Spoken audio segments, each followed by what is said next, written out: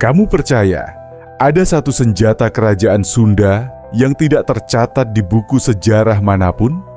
Tapi simbolnya muncul di banyak tempat sakral.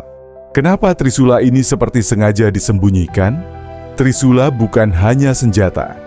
Bagi Karuhun Sunda, ia adalah kunci komunikasi dengan alam. Tapi anehnya, tak ada catatan resmi tentang keberadaan Trisula ini dalam naskah sejarah Pajajaran. Konon, Trisula Sunda disebut Trisula Sanghyang. Disimpan bukan di keraton, tapi di tempat paling suci di Gunung Gede. Ia tidak digunakan untuk perang, tapi untuk menjaga keseimbangan antara manusia dan alam. 3 ujungnya melambangkan 3 kekuatan: Hawa, Cai, Jeung Taneu. Dibuat dari besi meteorit, digembleng oleh empu yang hanya muncul sekali tiap 7 turunan. Trisula ini disebut pernah digunakan untuk menenangkan angin badai dan mengusir musuh tanpa darah tertumpah. Dalam beberapa tradisi Kasepuhan, bentuk Trisula ini masih dijaga dalam upacara rahasia.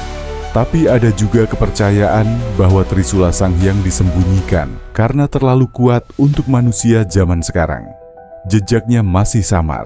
Ada simbol Trisula di batu-batu kuno, di patok-patok tanah adat, bahkan di jimat-jimat tua. Tapi tak ada satupun museum yang berani mengaku memilikinya. Apakah Trisula ini nyata? Atau memang disembunyikan agar tidak jatuh ke tangan yang salah? Tulis pendapatmu. Kalau kamu menemukan lambang Trisula di tanah Sunda, apa kamu akan menyentuhnya? Jangan lupa like dan subscribe, karena masih banyak pusaka yang tak pernah dibahas sejarah resmi.